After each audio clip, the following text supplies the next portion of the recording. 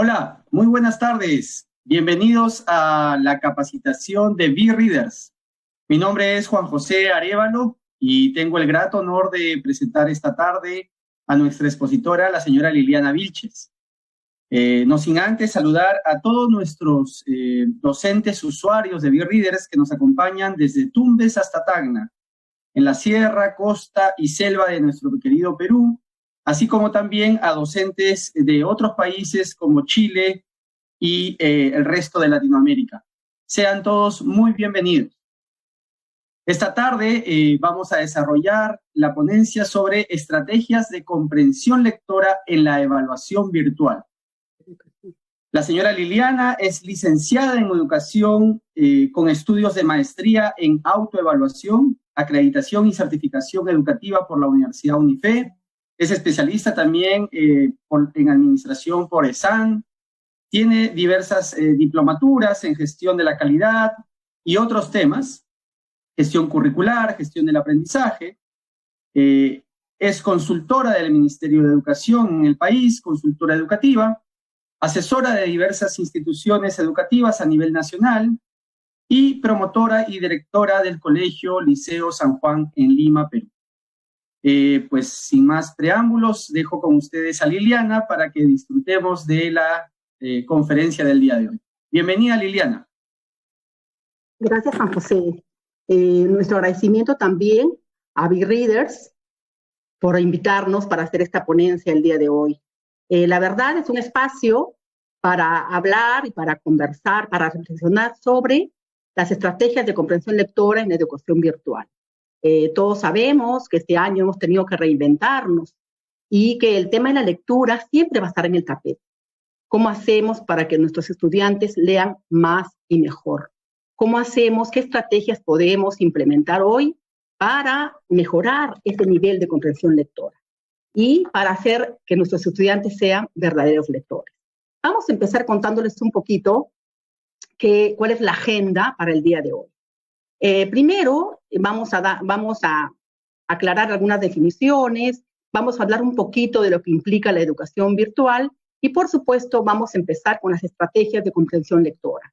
Recuerden que cada vez que se abre un espacio de aprendizaje, siempre es importante compartir con los participantes, con todos los actores de ese proceso, cuál es nuestro propósito, cuál es el objetivo, qué vamos a hacer, hacia dónde, ¿no es cierto?, queremos dirigir nuestros esfuerzos. Eso es lo que queremos hoy día conversar un poquito con ustedes en esta tarde. Algunas definiciones. Yo sí creo que es importante tener muy claro qué entendemos por comprensión lectora, qué entendemos por leer, qué entendemos por estrategia. Entonces, voy a empezar por ahí. Recuerden que las estrategias son herramientas, caminos, recursos que nos permiten conseguir un objetivo, un fin, un propósito de aprendizaje. Nos permiten conseguir una meta. En este caso, vamos a poner en el tapete qué estrategias podemos seguir, qué caminos, qué recursos utilizamos para lograr la meta que es la comprensión lectora en nuestros estudiantes. Y para eso todos debemos compartir algunas ideas claras. Por ejemplo, ¿qué entendemos por comprender? Cuando hablamos de comprender, ¿estamos hablando de lo mismo? Yo sí creo que es muy importante tener y manejar las mismas significados y las mismas definiciones. La otra pregunta que nos podríamos hacer es, ¿compartimos los profesores el significado de nuestra meta? Cuando hablamos de que quiero desarrollar la comprensión lectora, ¿a qué me estoy refiriendo? ¿Nos estamos refiriendo a lo mismo? ¿Estamos todos trabajando realmente para desarrollar las mismas capacidades en nuestros estudiantes? ¿Conocemos todos qué capacidades necesito desarrollar para lograr esa gran competencia de comprensión lectora que en el Perú, según el currículo nacional, es lee diversos tipos de texto en lengua materna? Entonces, miren cuántas preguntas interesantes tendríamos que tener claro para hablar de qué estrategia sigo ahora para lograr esa comprensión lectora. Y vamos a decir también que entendemos por comprensión lectora a un proceso de construcción de significado que realiza cada lector para responder a sus intereses. Miren qué interesante. Un proceso de construcción de significado que realiza cada lector, cada estudiante, de acuerdo a sus intereses, a sus saberes previos, a su contexto, a sus necesidades. La lectura es un acto profundamente social y profundamente humano también.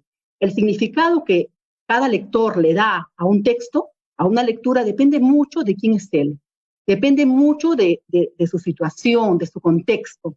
Entonces, eso hay que tener muy claro cuando hablamos de comprensión lectora. Y el otro tema que está hoy en el tapete es el entorno virtual. Hoy todos estamos de verdad enfrascados en una educación virtual que hemos tenido que poner en marcha rápidamente, ¿no es cierto? Entonces, la idea es este es el gran reto. Si estoy hoy en un entorno virtual, si no hay un encuentro físico entre estudiantes y docentes y entre los mismos estudiantes, ¿cómo hago? ¿Qué estrategias podría yo seguir aplicando o qué estrategias nuevas podría aplicar para lograr la comprensión lectora? Entonces, vamos a decir que entendemos por entorno virtual un espacio educativo alojado en la web. Todos tenemos nuestras plataformas, todos utilizamos diferentes aplicaciones, ¿no? Diferente tecnología, que son un conjunto de herramientas informáticas que posibilitan el intercambio y la interacción didáctica.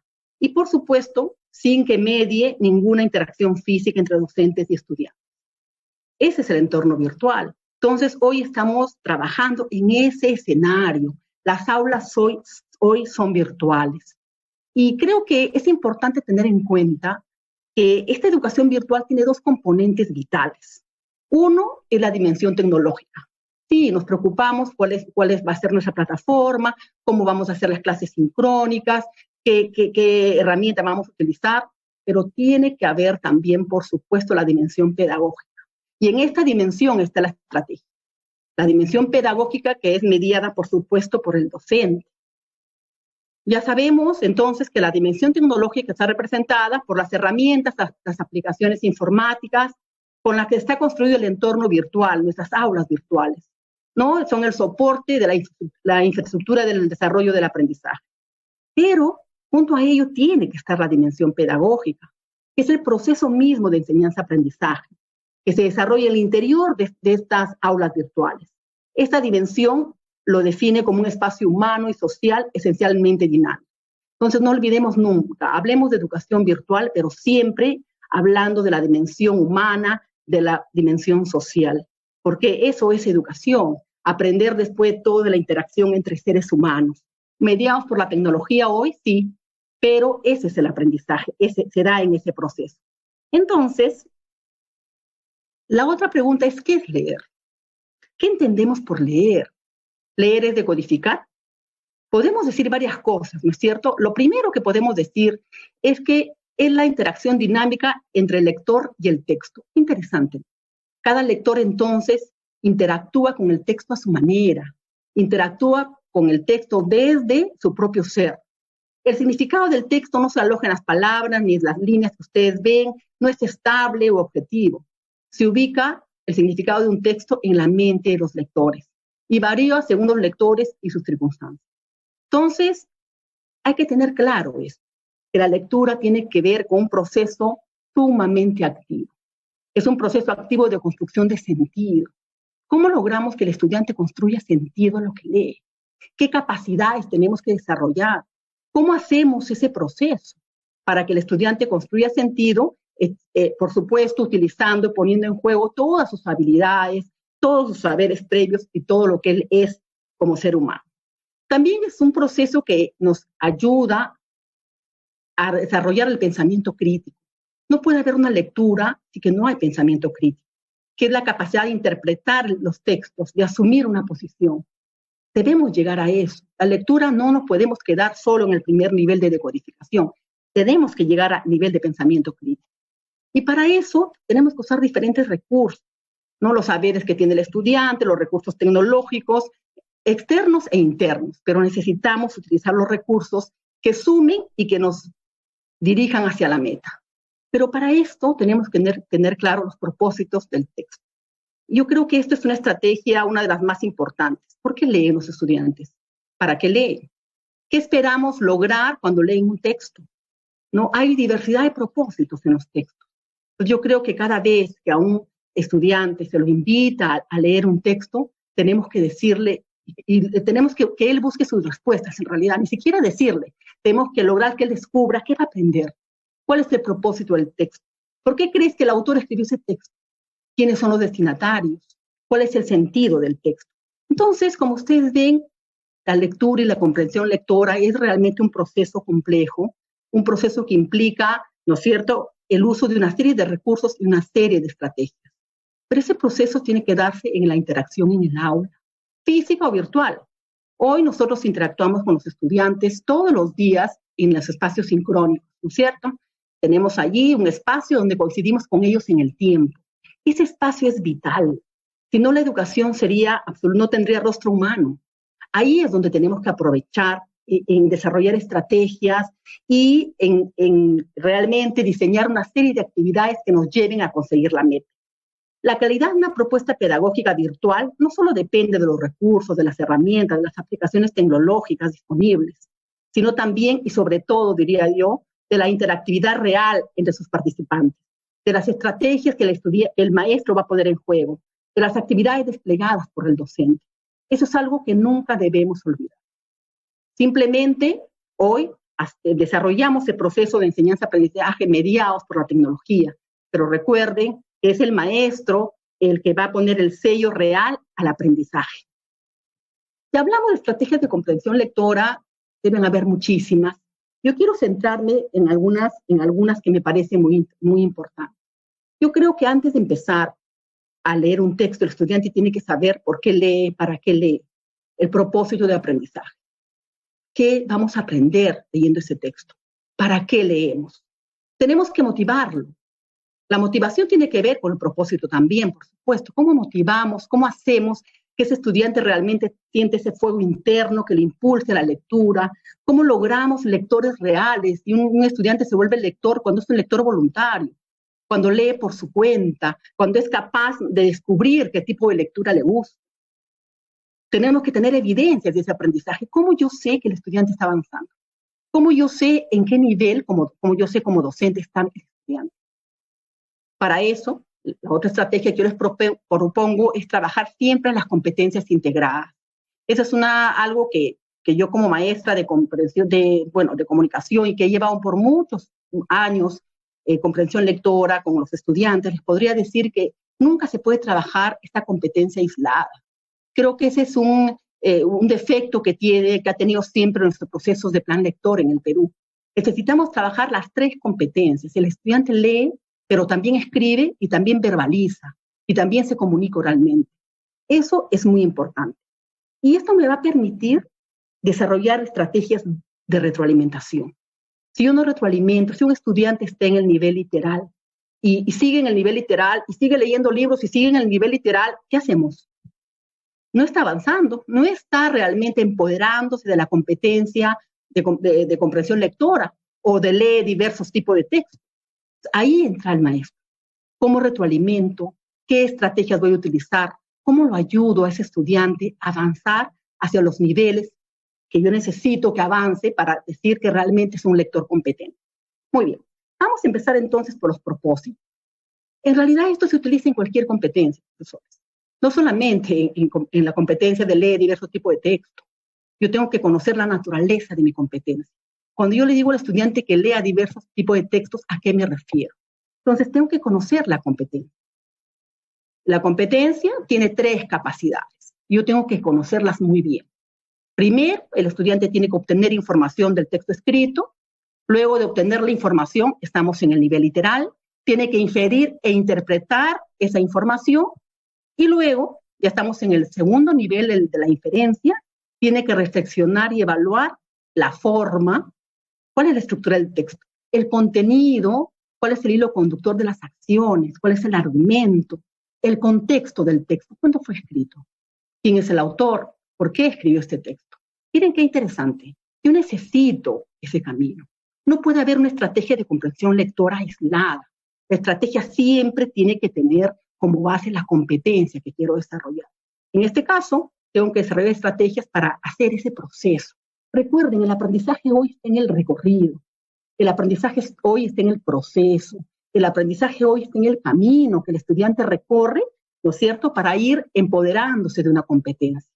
Por eso las competencias se van complejizando a medida que el estudiante va avanzando en la escolaridad. Entonces, necesitamos saber eso, porque para comprender un texto es necesario desarrollar varias capacidades. tenemos que enseñarle al estudiante a que se anticipe a lo que dirá el texto. ¿Qué crees que hará este personaje? ¿Por qué? ¿De qué crees que trata el texto? Me voy a anticipar. Tiene que aportar conocimientos previos. Cada uno opinará desde sus propios conocimientos previos. Tiene que hacer hipótesis. Tiene que ser capaz de imaginar, de crear. Esa es la lectura. Tiene que verificar esa hipótesis posteriormente cuando lee y elaborar inferencias. Solamente así va a construir significado. Y yo voy a lograr eso.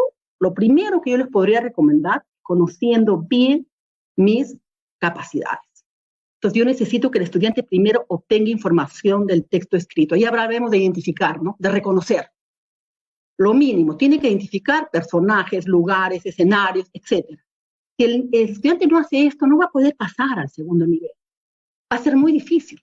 Si ni siquiera todavía ha logrado el nivel literal, que es el nivel básicamente de dato, de contenido, de identificar, ¿cómo queremos que infiera e interprete? ¿Cómo queremos? Si no lea lo que está allí escrito, ¿cómo va a leer entre líneas? Porque la inferencia, la interpretación va allí, ¿no? Va entre líneas.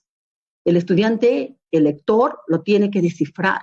Pero si no hace lo primero, no va a poder hacer lo segundo. Menos aún podrá lograr la tercera capacidad, que es reflexionar, que es cuestionar, que es tomar partido, que es evaluar el contenido del texto, la estructura del texto.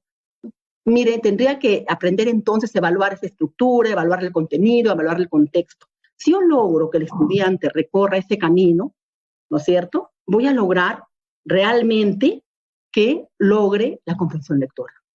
Entonces, eso es lo primero. Y creo que más que una estrategia, es un proceso didáctico, ¿no? Y ustedes saben que siempre que hacemos una sesión, tenemos que empezar con los propósitos de aprendizaje. Y no solamente lo va a saber el maestro, esos propósitos se comparte con el estudiante tiene que saber a dónde quiere llegar, tiene que saber cuál es su meta, tiene que saber por qué lee, tiene que saber qué va a aprender con un texto. Recuerden entonces que tiene que haber una intención pedagógica. Las competencias de verdad son muy complejas. Lograrlas, por eso requiere mucho tiempo. Por eso, por ejemplo, en el Perú tenemos las mismas competencias desde inicial hasta quinto y secundario. La misma competencia, por ejemplo, esta de leer diversos tipos de textos con las mismas capacidades. ¿Qué va cambiando los desempeños? Lógicamente, los textos son más estructurados, más complejos a medida que el estudiante va avanzando en el proceso educativo. Entonces, ¿cuál es la intención pedagógica de ustedes, queridos amigos, cuando le piden al estudiante que lea un texto? ¿Cuál es la intención pedagógica que ustedes quieren desarrollar en el estudiante? Lo otro es que el desarrollo de la competencia es permanente. Yo siempre estoy apuntando a que esa competencia sea practicada a través de las capacidades, que esas capacidades sean puestas en juego siempre para que el estudiante vaya empoderándose de la competencia. Y siempre tiene que haber una intención detrás. Nadie se vuelve competente o desarrolla cualquiera de las 31 competencias del currículo nacional por azar, por casualidad. No, las competencias todas tienen una intención. Y la intención tiene que ver con enseñarle al estudiante a visualizar lo que lee. La imaginación, la creatividad es parte del ser humano. Los niños en la escuela de verdad aman imaginar, ¿no es cierto? Que visualicen lo que leen. Y luego van a identificar, ya estamos en la primera capacidad, va a obtener información, va a conectar toda la información del texto, va a ser capaz de evaluar, de hacer inferencias y va a ser capaz de predecir. Miren cuántas capacidades o habilidades, si ustedes quieren, están allí desarrolladas en todo proceso de comprensión lectora. Entonces, como maestros, si queremos realmente estudiantes lectores, tenemos que empezar pensando en eso. Conociendo bien mi competencia, conociendo bien las capacidades, conociendo bien qué es lo que el estudiante debe desarrollar. Pero con esto viene muy juntito la motivación. ¿Qué hacemos? Por mucho tiempo hemos hablado de la animación lectora, animarlos a leer. ¿Cómo hacemos para que el estudiante realmente se convierta en lector? ¿Cómo hacemos para que el estudiante realmente disfrute de la lectura? Entonces, se ha hablado mucho sobre el tema. La motivación, que en este caso va a ser la animación a la lectura, es una actividad que propone el acercamiento del niño a la lectura de una forma afectiva, creativa, lúdica, placentera. de una forma afectiva, y este es el papel del maestro. Recuerden, cuando no hay emoción, no hay aprendizaje. Por eso el maestro tiene que ser un gran lector. Yo sí pienso eso. El maestro, si yo no tengo esa pasión, ¿cómo contagio a mi estudiante la pasión por leer? ¿Cómo acerco al niño al texto si yo, maestro, no estoy cerca al texto? Si yo, que soy el mediador entre el texto y el estudiante, para volverlo lector competente, no siento esa pasión por la lectura. Entonces, acercarlo en forma afectiva, creativa. Creo que la creatividad y la educación siempre van a ir de la mano. Lúdica, no es una tarea pesada que el estudiante sienta, ¿no es cierto?, y se estrese. No, la lectura debe ser de verdad una actividad placentera, divertida, y eso es la animación en la lectura. Eso es motivación, motivarlo hacia que realmente se convierta en lector. Entonces, la animación lectora y la motivación es un acto consciente que produce el acercamiento efectivo y afectivo hacia un texto concreto, de manera que esta experiencia produzca interés al mundo de la lectura como algo divertido. Eso es lo que queremos lograr. Si no hay motivación, no va a haber aprendizaje. Cuando se anima la lectura, se logrará en el lector un hábito y el desarrollo progresivo de las capacidades que ya hemos visto, ¿no es cierto?, que le servirán en su quehacer y en su vida cotidiana. Necesitamos que los estudiantes se vuelvan lectores. Recuerden que la lectura es una competencia transversal. Leemos en todo momento, leemos en todas las áreas, leemos en nuestra vida cotidiana. Piensen ustedes cuántas cosas han leído hoy desde que se levantaron y empezó el día. ¿No? En los celulares, todo el tiempo estamos leyendo. La lectura tiene que ser entonces parte de nuestra vida y por eso necesitamos que los estudiantes comprendan lo que leen. Pensando en eso, la animación lectora te va a traer muchísimas cosas interesantes. Primero, tú puedes animar al estudiante haciéndole conocer el paratexto. El paratexto es todo lo que acompaña al texto, ustedes lo saben. No sé, pues las ilustraciones, el título del texto, el tipo de letra. Hay eso en un texto virtual, en una plataforma, por supuesto. Ustedes, por ejemplo, en esta plataforma, en la plataforma BeReaders, van a encontrar que cada texto tiene ilustraciones, que no solamente tiene eso, en cada cierto espacio de lectura tiene preguntas, tiene desafíos. Entonces, ¿cuál es el paratexto? El estudiante hoy es un estudiante que le gusta todo lo visual, que le gusta la información rápida, lo dinámico. No aprende de forma estática como de repente aprendimos nosotros. Otra forma de animación a la lectura y de motivación es estimular los sentidos, ¿no? Que sea capaz, ¿no?, de disfrutar de la estructura del texto, de las ilustraciones. Hoy con la web 4.0 hasta nos puede, inclusive esta plataforma, hasta te puede leer el cuento, la plataforma misma, te pueden poner sonidos si tú quieres, estás leyendo algo sobre un paisaje hermoso, la plataforma te puede regalar los sonidos para que tú imagines. No sé, los sentidos tienen que estimularse cuando se habla de lectura, respetar los intereses. Creo que una de las cosas que tenemos que trabajar mucho es la autonomía de los estudiantes. La verdad que nuestra educación siempre ha sido prescriptiva. Esto es lo que se debe hacer, esto es lo que vas a aprender, esto es lo que vas a leer. Qué interesante es dejarles un espacio para que ellos puedan elegir, para que ellos sean capaces de ir empoderándose, esa autonomía tan necesaria en el mundo de hoy, ¿no? Para todos los campos de su vida. Entonces, respetar sus intereses implica eso, implica que él se vaya descubriendo como lector, implica que él vaya construyendo y vaya descubriendo qué tipo de lectura le gusta, ¿no? Porque hay que respetar su edad, sus intereses y cómo vamos trabajando. Aquí, por ejemplo, y esto tiene que ver con lo siguiente, que es permitir la libertad para elegir. Si respeto sus intereses, tengo que permitirle elegir. Entonces, ¿por qué no? Ahora tenemos una gran cantidad de textos donde el niño puede elegir qué va a leer. Yo, por ejemplo, recomiendo que la comprensión lectora tenga un espacio en los horarios. De verdad, aún en virtual. Yo necesito retroalimentar, sino cuando retroalimento. No puede ser una actividad que se dé por fuera solamente. No. Tiene que ser una actividad que tenga un espacio dentro de un horario, que tenga un tiempo para yo hacer un acercamiento a los estudiantes y para ir trabajando con ellos. Entonces, necesito permitirle al estudiante que elija también, ir trabajando el tema de su autonomía. Conocer los ritmos de cada lector. Yo por muchos años, les cuento un poco mi experiencia, he estado al frente de plan lector en mi colegio. Yo tengo un colegio, se llama Liceo San Juan, muchos años. Y la verdad que me costó mucho descubrir el ritmo de cada lector porque habría que ir viendo cómo van avanzando, qué es lo que, cómo ellos van progresando en la lectura, cómo hacemos para animarlos a leer. Y sin embargo, por ejemplo, ya hay plataformas como BeReaders que les da un diagnóstico. El estudiante antes de entrar él va a tener que resolver algunos textos cortos y van a diagnosticar su tipo de lectura, su velocidad de lectura y su comprensión lectora, que es lo más importante. Entonces el maestro empieza con una data vital, ¿no? Con un diagnóstico muy interesante. El diagnóstico no es la receta, es simplemente la foto del momento. ¿Qué hacemos para cambiar ese diagnóstico?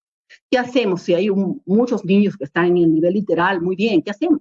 ¿Qué hacemos para que avancen los niveles de las capacidades? Ya lo hemos visto, y los niveles de lectura, porque si no, no estamos teniendo los resultados que queríamos en cuanto a la comprensión lectora. Conocer el autor y el contexto del texto. Yo creo que ningún texto salió pues de la nada, ¿no? Del sombrero del mago, como yo digo a veces.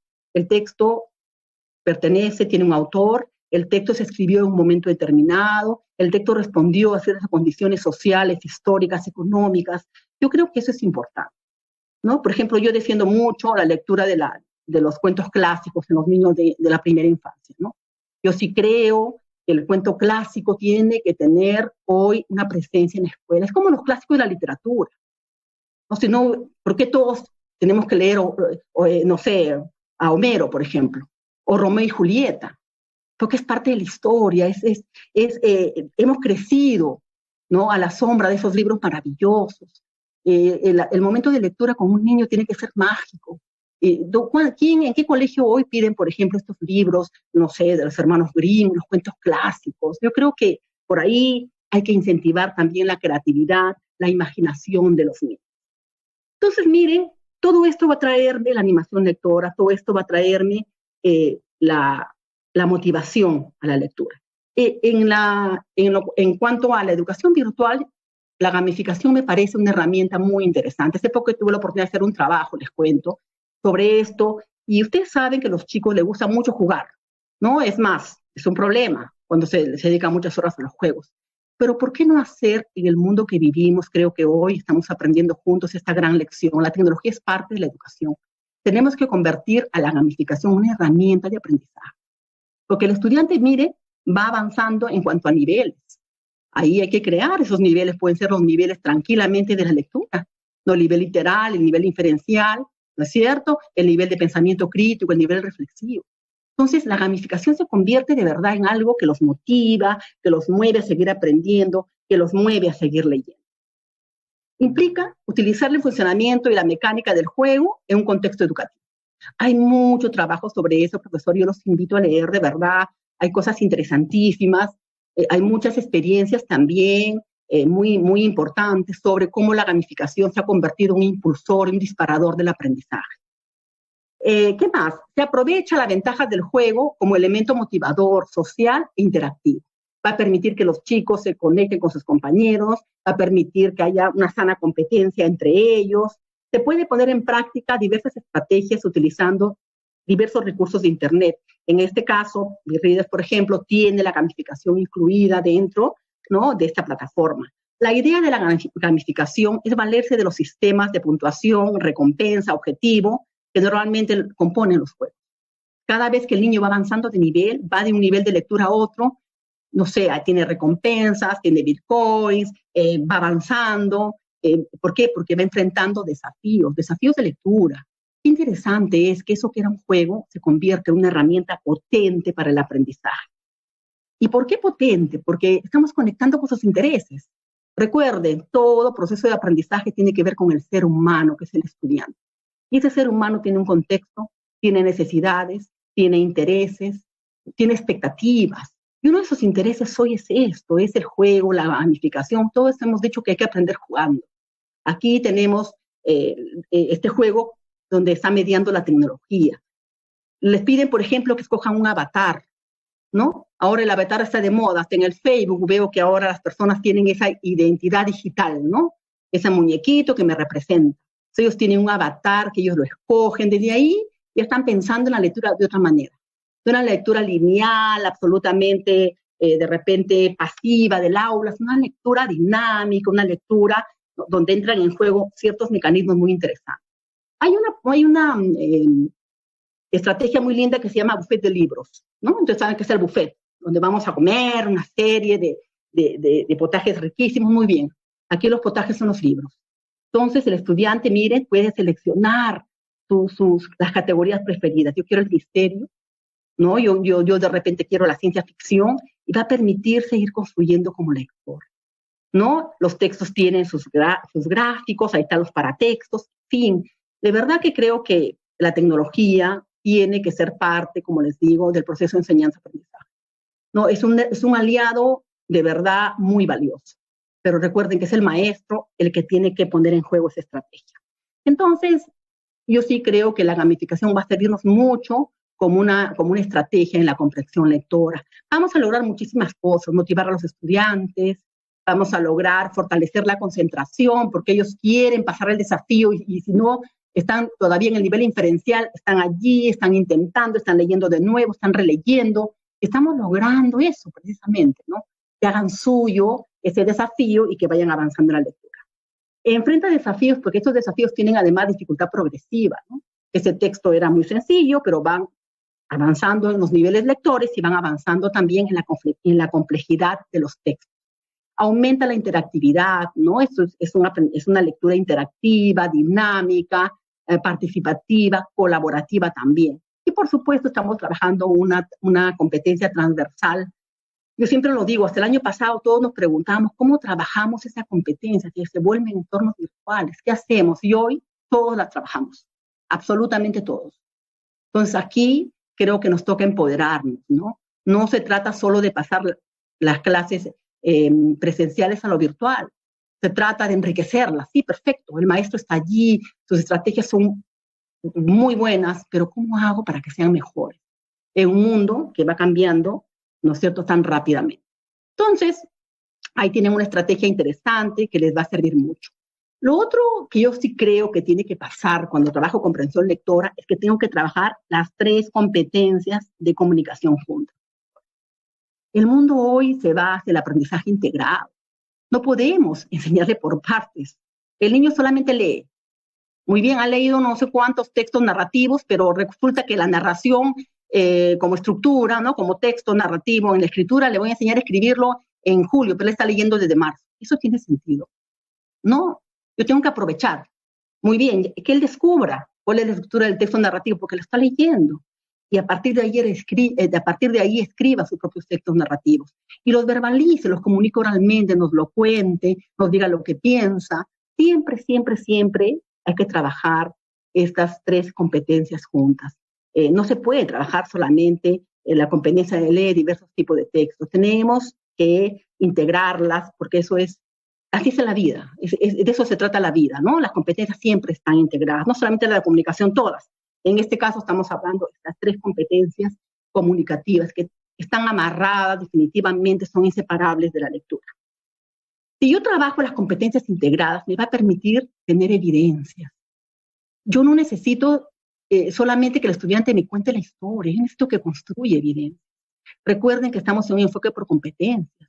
Ya leyó 10 libros en el año y de repente ya se olvidó de lo que trataba el primero, porque nunca le pedimos que hiciera una competencia, que desarrollara, que elaborara una evidencia potente, que realmente ponga en juego todas sus capacidades.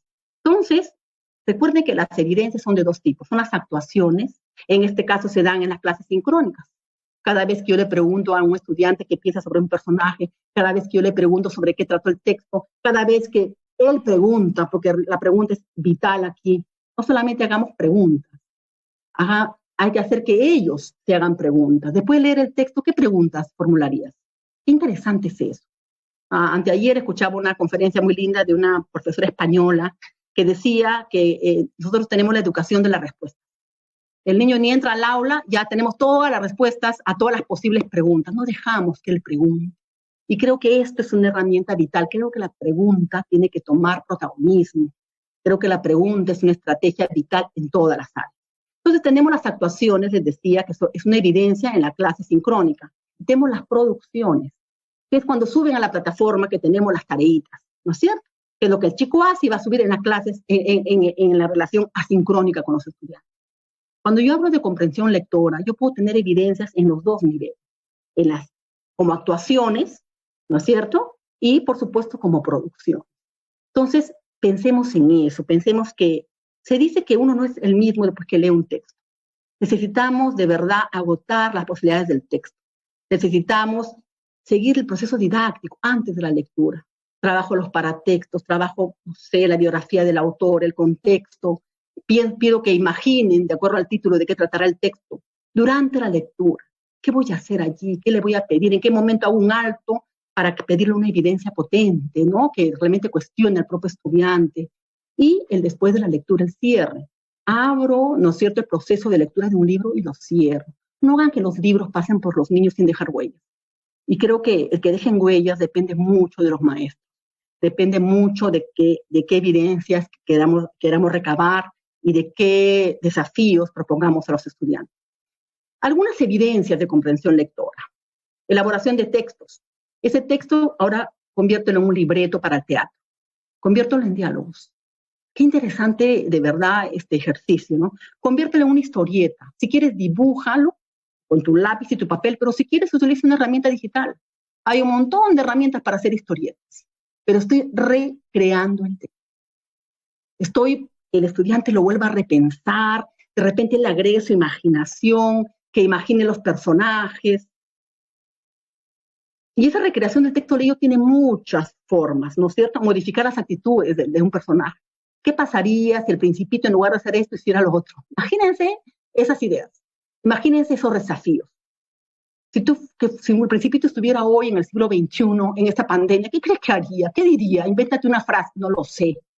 Reemplazar personajes, ¿no? Si en lugar que este personaje sea así, fuera otro, con otras características, ¿cómo cambiaría la historia? ¿Cómo cambiaría la secuencia de los hechos, ¿no?, de cada historia? Estamos recreando el texto. Y recrear el texto es de verdad ponerle una cuota inmensa de creatividad. ¿Qué más?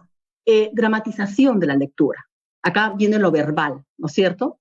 Sociodramas, teatro, monólogos, títeres. ¿Cuál es el personaje que más te gustó de esta historia? Muy bien, crea un monólogo para él. Si tú fueras ese personaje, ¿qué monólogo es el que tú escribirías? ¿Qué monólogo tú es el que dirías, el que expresarías, el que compartirías con tus compañeros? ¿Qué más? El mural de lectores. Acá también trabajamos el tema de la escritura. Profesores, ¿no? Él escribe diversos tipos de textos. Ese mural donde tengamos en cuenta los paratextos, el contexto del texto, cuándo se escribió, quién es el autor, en fin. Tantas evidencias que podríamos pedir que realmente implique que el estudiante haga suyo el texto cada vez que va a ser una evidencia. Todo lo que es mi voz mágica, ¿no? Que el estudiante nos cuente la historia, que el estudiante, no sé, interprete un personaje, para ver, recuerden, hay desempeños que nos hablan de lo paraverbal, de lo no verbal, ¿no es cierto? Ahí está, los gestos, los silencios, el tono de voz, la velocidad, la intensidad, tantas cosas que hacen que la comunicación humana sea lo que es, ¿no? Exposiciones, monólogos, en fin. Pero necesito recabar evidencias. Leyó el libro, terminamos, muy bien, vamos al otro. De repente le doy 10 preguntas absolutamente literales y de verdad agotamos el texto. Yo sí creo que no se trata de leer un montón, se trata de leer bien. Se trata de leer y ahí está la tarea del maestro. Pueden tener la plataforma más fabulosa del mundo, pero si ustedes no hacen que fluya las estrategias, las actividades desafiantes, de verdad que no vamos a lograr buenos lectores. Yo pienso siempre, ¿cuántos años estamos con el plan lector? ¿En qué momento hacemos un alto aquí en el Perú para analizarlo? ¿Hemos avanzado? ¿Cuánto? De repente en unos colegios más que otros, de repente hemos avanzado todos un poquito, no lo sé. Pero de verdad que creo que hay que reinventar este proceso de plan lector, porque así como está, ya llevamos muchísimos años, ya después de más de una década, creo que deberíamos tener otros resultados. Entonces, pensemos en eso. Pensemos en que el texto no se agote en el texto mismo. El texto, ¿no es cierto?, se agota cuando el estudiante es capaz de recrearlo, es capaz de cuestionarlo, es capaz de revivirlo mediante cualquiera de estas evidencias de las que hemos hablado, y hay muchas más. Yo sí creo que las evidencias no tienen límite, ¿no? Creo que el límite es la creatividad del maestro. Entonces, ¿cuántas cosas podríamos pedirle? Pero para eso necesito leer el texto. Yo quiero que haga un monólogo de un personaje, tendría que haber leído el texto, saber de qué personaje es el que más se presta para hacerlo, de qué trata, porque si no, ¿cómo podríamos trabajar? Por eso hablábamos de la autonomía, de la libertad para elegir, ¿no? Acá de repente los chicos sí van leyendo por su cuenta, perfecto, se están haciendo lectores, pero yo tengo un texto que ellos han elegido. Con una plataforma puedo hacer eso, por ejemplo. Puedo decirle muy bien, a ver, voten. Vamos a leer ciencia ficción, vamos a leer, ¿qué vamos a leer? ¿Qué tipo de lectura vamos a leer? Escogemos los títulos, leemos, porque están los libros allí. Y creo que eso es muy, muy importante. Y lo otro es la retroalimentación, profesores. Perfecto, ya hicieron las evidencias, pero si no retroalimento, si yo no lo acompaño en el proceso, si no soy un facilitador realmente de ese aprendizaje, ¿para qué me sirven las evidencias? ¿No? Este año hemos tenido algunos problemas, en muchos casos, porque se repitieron un montón de evidencias, algunas de verdad que no sumaban mucho, no una tareita cualquiera no es una evidencia. Una evidencia tiene que tener un grado de complejidad. Entonces, es importante la retroalimentación. Yo les decía, si un estudiante está en el nivel literal y sigue en el nivel literal, ya estamos terminando el año, ¿qué hacemos? Ahí está la mano del maestro para retroalimentar. Y esta retroalimentación es eficaz cuando se observa las actuaciones o producciones del estudiante, ya sabemos qué son, ¿no es cierto? Se identifica sus aciertos, siempre lo bueno primero, siempre, los errores recurrentes que tiene este estudiante y los aspectos que requieren mayor atención, los aspectos en los que requieren que yo lo acompañe en el proceso, que haga un andamiaje pedagógico, ¿no es cierto? ¿Cómo lo ayudo? Y a partir de ello se brinda información oportuna, que lo lleve a reflexionar sobre dichos aspectos y lograr la mejora de los aprendizajes, la mejora en este caso de la comprensión lectora. Esta retroalimentación tiene que ser clara, yo tengo que saber perfectamente, tengo que dar un diagnóstico claro de cuáles son esas áreas de mejora del estudiante. Tiene que ser además, profesores, positiva. Recuerden, hay que ser lectores, todos los niños pueden aprender, todos. Hay que tener altas expectativas de nuestros estudiantes. Entonces siempre vamos a empezar por lo que hace bien, siempre, porque todos los chicos hacen cosas muy buenas y todos tienen algo que mejorar. Tiene que ser oportuno. Si yo le pedí la evidencia hace 20 días, ya no tiene sentido, ya él hizo la tarea, ya presentó la evidencia, ¿qué hago? Retroalimentando después de un mes. Eso no va a servir, porque la retroalimentación precisamente se convierte en una estrategia potentísima de aprendizaje si es oportuna.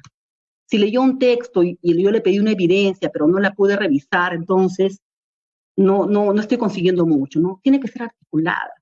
Esa retroalimentación tiene que ver con cuál era el propósito, para qué leyó este libro, qué queríamos que aprendiera, cómo vamos manejándolo, en qué nivel está. Tiene que ser articulada con el contexto del estudiante y con el contexto del aprendizaje. Entonces, la retroalimentación es vital en todas las sesiones de aprendizaje y en todas las competencias. Hay varios tipos de retroalimentación, ¿no es cierto? Hay una elemental, que es la que lamentablemente por muchos años